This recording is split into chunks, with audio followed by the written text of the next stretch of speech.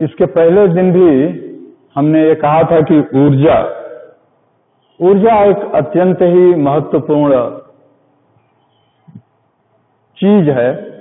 और आप देख रहे हैं, हम सभी लोग देख रहे हैं कि पूरा विश्व अगर किस चीज के ऊपर सबसे अधिक आश्रित है तो वह है ऊर्जा। हमारी फैक्ट्री, ट्रेन, हवाई जहाज या और भी जो कुछ है, हमारा जीवन ही कहें तो ऊर्जा से चल रहा है। और इस ऊर्जा का हम लोग दोहन कर रहे हैं। ऊर्जा के स्रोत जो भी हैं, एक तो आप सबको मालूम होगा कि एक तो ऐसा स्रोत है जो रिन्यू नहीं हो सकता, उसको कहते हैं non renewable source of energy. जैसे कोयला है, पानी है, तो इसका हम लोग पूरा दोहन कर रहे हैं। कोयला की हालत ये हो गई है कि ताप विद्युत घर बनाने के लिए या पहले इंजन चलाने के लिए कोयले की जो खदानें हैं वो बहुत गंभीर हालत में पहुंच गई। फिर ये हुआ कि न्यूक्लियर एनर्जी नाभिकीय ऊर्जा का विकास होने लगा धीरे धीरे। अभी तो हम लोग ऐसा कह सकते हैं कि अभी बहुत देर है इसका पूर्ण विकास होने में। फिर सोलर एनर्जी, तो सबसे अच्छा इस समय सोलर एनर्जी है, इसलिए कि सोलर एनर्जी एक तो रिन्यूएबल है, वो कभी खत्म नहीं होगा। दूसरी बात, पर्यावरण को वो कोई नुकसान नहीं पहुंचाएगा। और तीसरी बात यह है कि वो अलग से उसके लिए कोई हमको बहुत संयंत्र लगाने की जरूरत नहीं है और अलग से कोई व्यवस्था नहीं करने की जरूरत है, सब लोग घर में भी लगा सकते हैं। और इसलिए आज ज्यादातर लोग सोलर एनर्जी के ऊपर विशेष ध्यान दे रहे हैं कि इसमें रिसर्च हो रहा है और इस ऊर्जा को हम अपने जीवन में ले आने की कोशिश कर रहे हैं। और बहुत संभावनाएं विकसित हो रही हैं कि कृषि के लिए, फैक्ट्री के लिए और चीजों के लिए सोलर एनर्जी का ही हम इस्तेमाल करें, और हो रहा है। तो जैसे सूरज को किसी ने देखा और सूरज के बारे में बताया गया, या आपको 10वीं में बताया गया होगा कि सूर्य का जो परिमाप है, क्षेत्रफल कितना है, डायमीटर कितना है, उसका मास कितना है और वो कितना रेडिएशन, कितनी ऊर्जा प्रति सेकेंड प्रति इकाई क्षेत्रफल से दे रहा है हमको। तो हम कहेंगे sun is a bountiful source of energy, कि सन हमारे लिए जीवन है। तो किसी ने ये भी सोचा कि आखिर सन में, सूरज में होता क्या है, तो उसका अध्ययन किया गया या उसके बारे में लोगों की चिंता बढ़ी और बहुत वैज्ञानिकों ने बताया कि जो सूर्य में हो रहा है अंदर, उसके कोर में, केंद्र में, उसका टेम्परेचर कितना होता है, मोर देन 6000 केल्विन। तो वह प्रोसेस उसी टेम्परेचर पर होगा। तो किसी वैज्ञानिक ने कहा कि क्या हम एक छोटा सा सूरज अपने घर में नहीं बना सकते हैं या अपने लैब में नहीं बना सकते हैं, धरती पर हम एक सूर्य नहीं बना सकते हैं? तो इसी को ख्याल में रखते हुए संभावनाएं आगे बढ़ी और कुछ वैज्ञानिकों ने एक छोटा सा सूरज, छोटा सूर्य अपने लैब में बना लिया और ये बताया कि हम सूर्य जैसे एनर्जी के स्रोत को अपने लैब में बना सकते हैं, लैब में रख सकते हैं। तो उससे जो ऊर्जा मिल रही है वो है न्यूक्लियर एनर्जी। और एक समय था जबकि न्यूक्लियर एनर्जी पर सबसे अधिक जोर था, आज थोड़ा कम हो गया है क्योंकि ये प्रदूषण भी बहुत करता है। और सच पूछिए तो न्यूक्लियर एनर्जी आज के संदर्भ में, पहले भी केवल वार के लिए, लड़ाई के लिए, विध्वंस के लिए ही इसका इस्तेमाल होता था। तो इसलिए इस पर बहुत जोर था। लोग इस न्यूक्लियर ऊर्जा का अधिक से अधिक इस्तेमाल करते थे और हम लोगों के देश में भी ऊर्जा का, ये नाभिकीय ऊर्जा का स्रोत काफी है और पूरे देश में कई स्थानों पर बनाया गया है। हम उसके बारे में थोड़ा सा पढ़ेंगे कि उस सूर्य में क्या होता है या नाभिकीय ऊर्जा कैसे बना सकते हैं। तो हम इसमें देखते हैं, आइंस्टीन का नाम आप सब लोगों ने सुना होगा कि आइंस्टीन ने एक बात कही थी कि मास और एनर्जी, ये दोनों एक दूसरे में बदले जा सकते हैं। ये बहुत बड़ी बात, बहुत ही बड़ी बात थी कि मास को हम ऊर्जा में बदल सकते हैं, द्रव्यमान को ऊर्जा में बदल सकते हैं और ऊर्जा को भी द्रव्यमान में बदल सकते हैं। और अगर ये सचमुच बिल्कुल सैद्धांतिक रूप से तो सही है, प्रैक्टिकली एकदम सही हो जाए तो आज पूरी धरती पर हमारा जीवन अत्यंत ही आसान हो जाएगा और बिल्कुल बदल जाएगा। तो कैसे मास ऊर्जा में बदलता है ये तो अभी हम लोग बाद में देखेंगे, लेकिन आइंस्टीन का ये सूत्र, और आइंस्टीन ने ये भी बताया कि अगर डेल्टा एम मास, और देखें कि मास और एनर्जी एक दूसरे में बदल रहे हैं, तो इनका जो टोटल जोड़ है, टोटल जोड़ मास और एनर्जी का, किसके लिए? ये पूरे ब्रह्मांड के लिए, पूरे ब्रह्मांड के लिए, यूनिवर्स के लिए, न घटेगा न बढ़ेगा। जितना है क्या होगा, कुछ मास एनर्जी में बदल जाएगा, कुछ एनर्जी मास में बदल जाएगा, और जो टोटल है इसका मास और एनर्जी वो हमेशा संरक्षित रहेगा, उसमें न कोई कमी होगी न कोई उसमें बढ़ोतरी होगी। तो ये आइंस्टीन कि mass is conserve, energy is conserve, लेकिन अगर हम कहते हैं कि केवल मास ही संरक्षित है तो यह अधूरी बात है। इसके पहले हम लोग कहते थे कि मास कंजर्व है, एनर्जी कंजर्व है, लेकिन नहीं, अब ये कहना है कि मास प्लस एनर्जी दोनों एक साथ कंजर्व हैं, एक के कहने का कोई अर्थ नहीं है। तो अगर हम इसको मान भी लें कि मास एनर्जी में बदलता है, तो अगर डेल्टा एम मास है हमारे पास, तो इसकी एनर्जी कितनी होगी? तो डेल्टा ई बराबर डेल्टा एम इंटू सी स्क्वायर, यह आइंस्टीन का सूत्र है। और सी क्या है? सी क्या है? प्रकाश गति, इसका वैल्यू है 3 इंटू 10 टू द पावर 8, सबको मालूम होगा मीटर पर सेकंड। तो डेल्टा एम द्रव्यमान गायब हो जाता है और ये एनर्जी में बदल जाता है, तो कितनी एनर्जी मिलेगी? कितनी एनर्जी?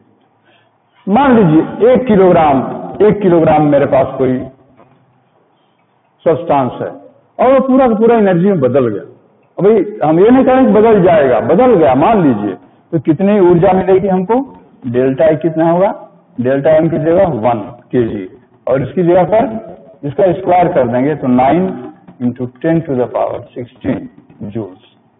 और इस एनर्जी की हम कल्पना भी कर सकते हैं, ये कितनी बड़ी एनर्जी है, बहुत ही बड़ी एनर्जी है कि 1 किलोग्राम हमारे लिए कुछ नहीं है।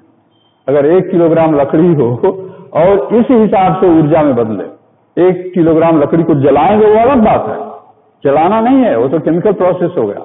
लेकिन अगर ये नाभिकीय ऊर्जा में बदले कि वो पूरा मास समाप्त हो जाए, कुछ नहीं दिखाई दे उसकी जगह पर, और वो पूरा एनर्जी बदल जाए, तो ये ट्रेमेंडस अमाउंट ऑफ एनर्जी, अत्यधिक ऊर्जा जो है हमको मिला।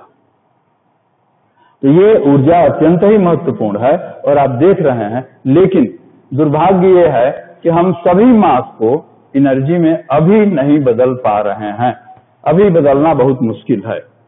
तो अच्छा, उसी तरह से अगर हमने 10 टू द पावर 6 जूल्स हमारे पास एनर्जी है एनर्जी, इसको हमने किसी ऐसे मास को दे दिया तो उसका कितना मास बढ़ जाएगा। इसीलिए किसी वस्तु को अगर गर्म किया जाए, बहुत ज्यादा गर्म किया जाए, तो उसका मास बढ़ जाएगा। क्यों बढ़ जाएगा? कि हमने हीट एनर्जी दिया और ये हीट एनर्जी मास में उसका मास को बढ़ा देगा, क्योंकि हीट एनर्जी मास में बदल सकता है, बदल जाएगा। तो यह है डेल्टा ई। हमको बताना है कि डेल्टा एम कितना होगा, मास कितना बढ़ जाएगा। तो इक्वेशन हम अभी इस्तेमाल जो किए थे कि डेल्टा एम सी स्क्वायर, तो डेल्टा एम कितना हो गया? डेल्टा ई यही है 10 to the power 6, delta M कितना हो जाएगा? Delta E by C square, ये करीब करीब ये हो गया माइनस कितना होगा? 10 तो 11 हो जाएगा। बहुत ही कम मास, 10 टू द पावर 6 जूल्स अगर हमने खर्च किया तो मास केवल इतना बढ़ा। तो ये संबंध है और हमको ये याद रखना है कि delta E equal to delta M C square, या बहुत बार इसको हम लोग E equal to M C square भी लिखते हैं। और आइंस्टीन का बहुत ही फेमस इक्वेशन है, इसको कहते हैं मास एनर्जी इक्वेशन। और इस बात को याद रखिए, कभी ये मत कहिएगा कि ये मास है, कभी मत कहिए कि ये मास की वेलोसिटी से चलेगा। की वेलोसिटी से कोई भी मास चल ही नहीं सकता है, इट इज इम्पॉसिबल, असंभव है। तो हमने देखा है बहुत लोग ऐसा कह देते हैं कि अगर कोई मास c की गति से चलेगा तो इतनी ऊर्जा निकलेगी। यह एकदम अत्यंत ही गलत है। कोई भी वस्तु, कोई भी मास लाइट की वेलोसिटी से नहीं चल सकता है, ये असंभव है। तो ठीक है, हम लोग जरा ये मानते हुए कि आप एटम जानते हैं, तो एटम जब जानते हैं तो इसका नाम है नाभिकीय। तो ज्यादातर ये ऊर्जा नाभिक है। इसमें क्या रहता है? प्रोटॉन और न्यूट्रॉन, पी और एन। पी के पास चार्ज क्या है? प्लस। एन के पास चार्ज क्या है? 0। तो यह है नाभिक। हम लोग केवल नाभिक से भी संबंधित हैं। इसके चारों तरफ इलेक्ट्रॉन घूम रहे हैं, इलेक्ट्रॉन घूम रहे हैं, उससे हम लोगों का लेना देना नहीं है, उसकी एनर्जी बहुत कम है, उसको भी हम लोग छोड़ देते हैं। यह है प्रोटॉन, यह है न्यूट्रॉन और यह है न्यूक्लियस। और न्यूक्लियस का साइज कितना होता है? डायमीटर बहुत ही छोटा होता है और ये 10⁻⁻15 मीटर के आसपास होता है इसका आधा रेडियस। तो बहुत ही कम दूरी, बहुत ही कम, बहुत कम। और इसमें हम क्या देख रहे हैं कि प्रोटॉन है, प्रोटॉन एक में एक है, एक के पास एक है। और अभी हम लोगों ने कूलम्स लॉ पढ़ा है, अभी हाल ही में पढ़ा है। तो कूलम्स लॉ के हिसाब से क्या होना चाहिए कि फोर्स जो है 2 प्रोटॉन के बीच में या 10 प्रोटॉन के बीच में क्या होना चाहिए? K Q1 Q2/r²। इसको हम अभी छोड़ दें। R कितना है? किस ऑर्डर का है? 10⁻⁻15। तो जब r² करेंगे तो कितना हो जाएगा? 10⁻⁻30। जब ये ऊपर जाएगा तो कितना हो जाएगा? 10⁻30। तो ये फोर्स ट्रेमेंडस हाई है, बहुत ही ज्यादा। इसलिए न्यूक्लियस को तो उड़ा देगा, बिखेर देगा। तो न्यूक्लियस, जबकि प्रैक्टिकली हम लोग क्या देखते हैं कि न्यूक्लियस बहुत ही टाइट है, बहुत ही टाइट है। न्यूक्लियर को तोड़ना बहुत मुश्किल काम है, या हम ये कह सकते हैं कि न्यूक्लियस बहुत ही टाइट है, कॉम्पैक्ट है। तो यहाँ से वो फिर नहीं ठीक लग रहा है। तो हम एक निर्णय ये भी ले सकते हैं कि कूलम्स लॉ इतने कम दूरी के लिए सही नहीं है। कूलम्स लॉ इतने कम दूरी के लिए सही नहीं है, एक तो बात ये कह सकते हैं। और दूसरे जो यहाँ पर फोर्स लगता है उसका नेचर अलग है, उसका नेचर है न्यूक्लियर नेचर, और वहां पर दूसरा नियम काम करता है। अभी हम लोग उसको छोड़ देते हैं। तो ये प्रोटॉन, न्यूट्रॉन, और किसी भी एटम को हम लोग कैसे लिखते हैं? यहाँ पर होता है A और यहाँ पर होता है Z। Z क्या होता है? Atomic number, atomic number. और ये क्या होता है? Mass number, mass number. ये मास नहीं है, मास नंबर है। और Z जो है न्यूट्रॉन, इलेक्ट्रॉन या प्रोटॉन्स की संख्या बताता है। हम लोग ये एटम पढ़ चुके हैं। और ये क्या बताता है? Proton plus, proton plus neutron, neutron. और इस दोनों का जोड़ जो है इसको हम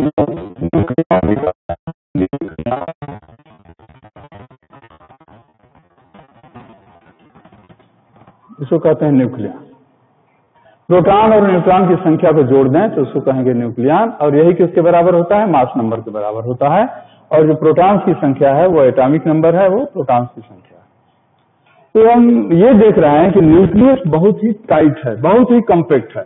इसका मतलब यह है कि ये न्यूक्लियस बंधा हुआ है चारों ओर से, इसको तोड़ना मुश्किल है। क्यों मुश्किल है? कि इसके पास एक बाइंडिंग एनर्जी है, उसको कहते हैं हम लोग बाइंडिंग एनर्जी, या उसको बाइंडिंग एनर्जी, बंधन, जो बांध के रखता है, बंधन ऊर्जा। और फिर इसको एक्सप्लेन करने के लिए हम लोग फिर वहीं जाएंगे। ये देखा गया कि इस न्यूक्लियस के बारे में जो लोग अध्ययन कर रहे थे, देखा गया कि जो प्रोटॉन और न्यूट्रॉन 10 प्रोटॉन और 10 न्यूट्रॉन को जोड़ करके एक कोई एलिमेंट बनाया गया। तो इसका जो मास है शुरू में अभी जुड़ा नहीं था, अलग है, यहाँ 10 प्रोटॉन, यहाँ 10 न्यूट्रॉन। जब इनको जोड़ करके न्यूक्लियस बना तो देखा गया कि थोड़ा सा मास कम हो गया, मास गायब हो गया, मास कम हो गया। तो जो मास कहाँ गया, वो एनर्जी में बदल गया। वो एनर्जी में बदल करके उसी ने क्या किया कि उस पूरे सिस्टम को बाइंड किया, और इसको हम लोग कहते हैं binding energy, binding energy of the nucleus. तो binding energy of the nucleus कहाँ से आया?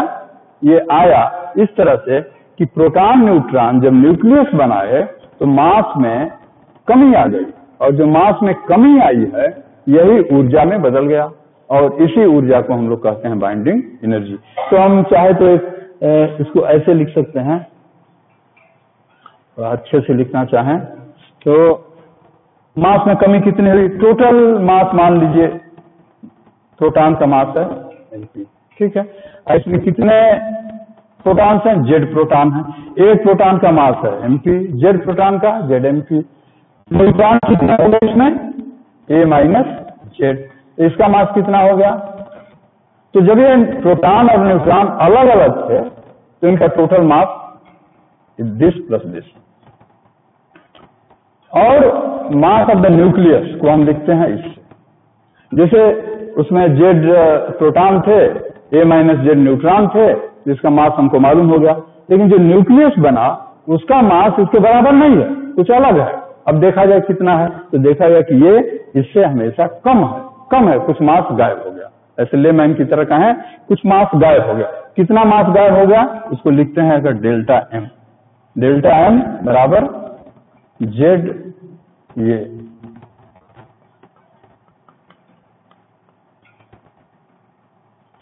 था बात पहले, ये बात का है तो इसको घटा दें, ये है। तो कितनी एनर्जी देगा? इसकी एनर्जी इसके द्वारा दिया हुआ दी हुई ऊर्जा कितनी होगी, इसमें c² से गुणा कर दें, तो मास गायब हो गया। तो ये जो है यहां से यहां तक इसको लिख के c²। तो इतनी जो है एनर्जी, इसी को हम लोग कहते हैं बाइंडिंग एनर्जी। इसको कहेंगे बाइंडिंग एनर्जी, बाइंडिंग एनर्जी। और इस बाइंडिंग एनर्जी पर न्यूक्लियन, एक बहुत अच्छा शब्द ये है term, binding energy per nucleon. Nucleon का मतलब क्या है? ए, है ना, nucleon, proton plus neutron, nucleon. तो बाइंडिंग एनर्जी पर न्यूक्लियन, इसको न्यूक्लियन भी चाहे तो लिखने, कितना होगा? इस पूरे में किससे भाग देना? ए से भाग देना। तो इस पूरे में हम ए से भाग दे देंगे, तो binding energy per nucleon, and this is more important then binding energy. इससे हम मेजर करते हैं, और ये बाइंडिंग एनर्जी किसी भी न्यूक्लियस के स्थायित्व का माप है। जिसका बाइंडिंग एनर्जी ज्यादा होगा वो ज्यादा स्थायी होगा, जिसकी बाइंडिंग एनर्जी कम होगी वो कम स्थायी होगा, उसको तोड़ना आसान होगा। तो ये binding energy is a measure of the strength of the nucleus. ये न्यूक्लियस के स्ट्रेंथ को बताता है कि कौन सा न्यूक्लियस ज्यादा मजबूत होगा, कौन कम होगा। तो ये हम लोगों ने देख लिया कि बाइंडिंग एनर्जी पर न्यूक्लियन। अब चाहे तो हम पर यहां लिखते हैं बाइंडिंग एनर्जी पर न्यूक्लियन। जैसे हीलियम, हीलियम क्या होता है? 284। तो हीलियम के न्यूक्लियस में क्या होता है? 2 न्यूट्रॉन और 2 प्रोटॉन, 2 न्यूट्रॉन 2 प्रोटॉन। तो इस 2 प्रोटॉन का मास कितना होगा? मास ऑफ 2 प्रोटॉन 2 गुणे mp। वैल्यू निकालने के हम फिर उसी तरह मास ऑफ 2 न्यूट्रॉन 2 गुणे mn। इसका वैल्यू आप किताब से देख लीजिएगा और इसमें उसका वैल्यू रख दीजिएगा। और फिर मास ऑफ 284 जो न्यूक्लियस है, ये कुछ होगा, इसको हम लिख देते हैं mn या mhe, mass of helium nucleus. तो ये इन दोनों के जोड़ से कम होगा, इन दोनों को जोड़ेंगे उससे कम होगा। जितना कम होगा तो हम डेल्टा हम सीधे लिख देते हैं, you can take it from your book, आप अपनी किताब से देख लीजिएगा कि इसका वैल्यू कितना आता है। तो हम इसको लिखते हैं कि ये दोनों का जोड़ आ रहा था, ये दोनों जोड़ करके है 4.013190। ऐसी इकाई है AMU, एटॉमिक मास यूनिट, और इसका वैल्यू था, इसका वैल्यू है 4.00150 AM। ये ज्यादा है, ये कम है, इसलिए हम डेल्टा एम निकाल लेंगे, और डेल्टा एम का वैल्यू ये आ रहा है 0.03040। और इसका 931 कर देंगे। ये आप इसको देख लीजिएगा कि कैसे, यह हम अभी दिखाते ही हैं। 3040 इंटू 931 MeV। MeV का मतलब है मिलियन इलेक्ट्रॉन वोल्ट। मिलियन है क्योंकि जूल्स जो है इसमें उतना ठीक नहीं बैठता है, इसलिए हम लोग MeV लिखते हैं। न्यूक्लियर एनर्जी हमेशा मिलियन, ये हुआ 28.32 मिलियन इलेक्ट्रॉन। तो ये क्या है? बाइंडिंग एनर्जी है। लेकिन हम तो कहें बाइंडिंग एनर्जी पर न्यूक्लियन, तो बाइंडिंग एनर्जी पर न्यूक्लियन कितना है इसमें? 4, 2 2 4 से भाग दे दें इसमें, तो 7 पॉइंट कितना आएगा? 08। बहुत इंपॉर्टेंट है, ये आ गया 7.08 बाइंडिंग एनर्जी पर न्यूक्लियन। ये हीलियम का आ गया। हाइड्रोजन का निकालेंगे तो हाइड्रोजन का बहुत कम 2 पॉइंट कुछ आता है। आयरन का निकालेंगे, बेरियम का निकालेंगे, उसका ज्यादा होता है। यूरेनियम का निकालेंगे तो थोड़ा सा इससे कम होता है। तो हम बस इसके बाद एक ग्राफ आपको बताकर इसको हम लोग आज समाप्त करेंगे कि वो ग्राफ इसलिए भी अत्यंत ही महत्वपूर्ण है कि द्वितीय विश्व युद्ध में, सेकेंड वर्ल्ड वॉर में, ये है एटॉमिक नंबर और ये है एटॉमिक नंबर, ही है ना, या न्यूक्लियन। एटॉमिक नंबर का मतलब न्यूक्लियन, P+N। और इधर क्या है? Binding energy per nucleon. तो हाइड्रोजन कितना होता है? एटॉमिक नंबर 1 या 2 के आसपास होता है। यहाँ तो ऐसे ग्राफ है।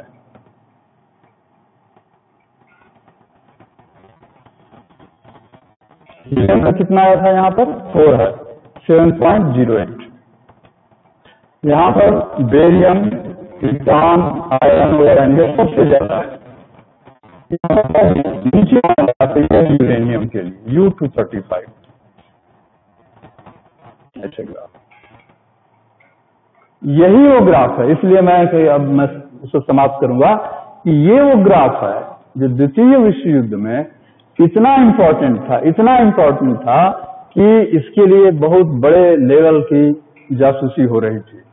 और इस ग्राफ को अब जैसा लोग कहते हैं कि आइंस्टीन के पास भी था और आइंस्टीन को मालूम था, और फिर एक जर्मन साइंटिस्ट, उसको भी कुछ पता था, लेकिन अंततोगत्वा अमेरिका ने इस ग्राफ को अपने पास हासिल रखा या हासिल कर लिया, जैसे भी किया हो, उसके डिटेल में हम लोग नहीं जाना चाहते हैं।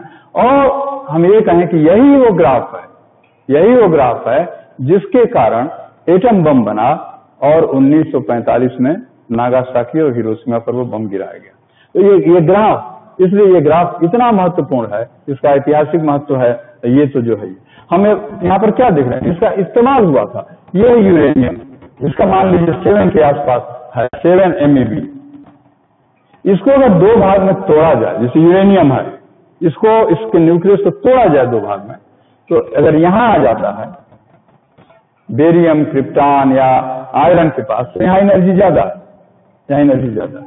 तो इतने का अंतर पड़ गया, इतने एनर्जी का अंतर पड़ गया। तो अगर किसी तरह से यूरेनियम को तोड़ा जाए, लोगों ने यही सोचा कि यूरेनियम को तोड़ा जाए और तोड़ करके यहाँ ले आया जाए, 2 भागों में बांट दिया जाए, ताकि यहाँ पर आ जाए जो एटम्स हैं, तो हमको बहुत ऊर्जा मिलेगी। और हमको मालूम है इतने में कितना न्यूक्लियस होगा, more than 10 to the power 26 like that. तो इसमें हमको जो ऊर्जा मिलेगी, तो यूरेनियम का अगर 10 ग्राम या 20 ग्राम होगा, 50 ग्राम होगा, तो उससे इमेंस एनर्जी हमको मिल जाएगी। और यही वजह बना एटम बम बनाने का। इसको हम लोग कहते हैं फिशन, न्यूक्लियर फिशन। फिशन मैंने टूटना, टूट जाना। तो इसमें क्या हो रहा है, यूरेनियम टूट रहा है, यूरेनियम टूट करके 2 भागों में बन जा रहा है। तो यह है यूरेनियम। इस यूरेनियम को अगर तोड़ें तो 2 में बना, बेरियम, क्रिप्टॉन बना और प्लस 3 न्यूट्रॉन बन गए, 3 न्यूट्रॉन। और इसको तोड़ने के लिए न्यूट्रॉन ही चाहिए, तोड़ने के लिए। तो ये और ये याद रखिए कि इस न्यूट्रॉन की वेलोसिटी बहुत ज्यादा नहीं होनी चाहिए, नहीं तो पास निकल जाए बिना तोड़े हुए। इसकी वेलोसिटी माइल्ड होनी चाहिए ताकि ये यहाँ एब्जॉर्ब हो और इसको तोड़े। फिर ये बनता है, 3 न्यूट्रॉन है, ये 3 न्यूट्रॉन है, ऐसे रिएक्शन कर सकते हैं। ये 3 जो है ये फिर 3 न्यूट्रॉन निकालेगा, 3 यूरेनियम से रिएक्शन, फिर ये 3, फिर ये 3, फिर ये 3 कर सकेगा। तो पूरा इसको हम अनकंट्रोल्ड चेन रिएक्शन शुरू हो जाएगा। इसको हम कंट्रोल नहीं कर पाएंगे, तब तक नहीं कर पाएंगे जब तक पूरा यूरेनियम खत्म न हो जाए। तो इसको कहते हैं अनकंट्रोल्ड चेन रिएक्शन। और enormous amount of energy release होगी, जो हम कैलकुलेट भी कर सकते हैं। अगर यूरेनियम का मास हमको मालूम है, या 1 ग्राम यूरेनियम से कितनी एनर्जी निकलेगी, तो इस तरह से अगर यूरेनियम को तोड़ा जाए तो इतनी ज्यादा एनर्जी उनको मिलेगी। और वो इसको कहते हैं फिशन। क्यों कि nucleus of uranium is broken, इसका फिशन हो रहा है, ये टूट रहा है और टूट करके 2। और एक दूसरा और होता है बस फ्यूजन, जोड़ना। इस ग्राफ ने सिखाया, इस ग्राफ की वजह से फ्यूजन। यहां हम लोग देख सकते हैं कि अगर ये हाइड्रोजन का 2 एटम है, इसको जोड़ा जाए तो हीलियम बन जाएगा। यहाँ से 4%, तो इसकी एनर्जी बहुत ज्यादा है, बहुत ज्यादा है। इसलिए जो गैप होगा यहाँ और यहाँ में बहुत ज्यादा एनर्जी मिलेगा। तो इसलिए अगर हाइड्रोजन के 2 न्यूक्लियाई को या 4 न्यूक्लियाई को फ्यूज किया जाए, जोड़ा जाए, तो हम हीलियम पर आते हैं। और हीलियम देख रहे हैं इस ग्राफ से कि हीलियम के पास बाइंडिंग एनर्जी पर न्यूक्लियन बहुत ज्यादा है, इतना है। और हाइड्रोजन हमको आसानी से उपलब्ध भी है, लेकिन उस हाइड्रोजन का टेम्परेचर किस टेम्परेचर पर ये होगा वो अभी तो अलग बात है। तो हम लोग देख रहे हैं कि इस ग्राफ ने सिखाया कि 2 रास्ते हैं न्यूक्लियर एनर्जी प्राप्त करने का, एक तो तोड़ना और एक जोड़ना। तो जोड़ करके भी बना सकते हैं, तोड़ करके भी बना सकते हैं। और ये जो हो रहा है ये अनकंट्रोल्ड चेन रिएक्शन है, इसका कोई कंट्रोल नहीं है, लेकिन फिर भी लिमिटेड है, डिसिप्लिन्ड है। एक न्यूक्लियस केवल 3 यूरेनियम को ही रिएक्ट करेगा। लेकिन अभी जो हम लोगों के यहाँ वो कोरोना का जो चल रहा है, तो वो इससे भी आगे एक्सपोनेंशियल टू द एक्सपोनेंशियल। वो एक जो है, जितने लोग इससे संपर्क में आएंगे, 10 से, इसके पास कोई डिसिप्लिन नहीं है, कोई अनुशासन नहीं। जितने लोग आएंगे वो सबको जो है छुएगा, स्पर्श करेगा। और ये जितने लोग हैं, ये जितनों को छुएंगे, तो ये exponential to the exponential to the exponential, ये इस तरह से बढ़ता जाएगा। इसलिए ये भी न्यूक्लियर की श्रेणी में। न्यूक्लियर हमेशा घातक है, हम देख रहे हैं न्यूक्लियर हमेशा घातक है, हमेशा। हालांकि हम लोगों को मालूम है कि न्यूक्लियर एनर्जी से बिजली बनाते हैं, न्यूक्लियर एनर्जी का हम लोग इस्तेमाल करते हैं मेडिकल वर्ल्ड में, दवाएं न्यूक्लियर एनर्जी का इस्तेमाल करते हैं कैंसर ठीक करने के लिए। तो न्यूक्लियर एनर्जी का बहुत उपयोग भी है। न्यूक्लियर एनर्जी से सबमरीन चलती हैं, पानी की जहाजें चलती हैं। न्यूक्लियर एनर्जी से ट्रेन भी चलाए जाने की बात है। तो ये न्यूक्लियर एनर्जी है बहुत, एनर्जी तो एनर्जी है, energy is always useful to the mankind, हमेशा इसका इस्तेमाल कर सकते हैं। लेकिन ज्यादातर इस न्यूक्लियर एनर्जी का इस्तेमाल एटम बम, हाइड्रोजन बम, ये है एटम बम, ये है हाइड्रोजन बम। तो इससे हम लोग इसी तरह का इस एनर्जी का उपयोग करते रहे हैं ज्यादातर। तो इसको हम लोग यहीं समाप्त करते हैं और अगले दिन फिर इस ऊर्जा को आगे बढ़ाएंगे।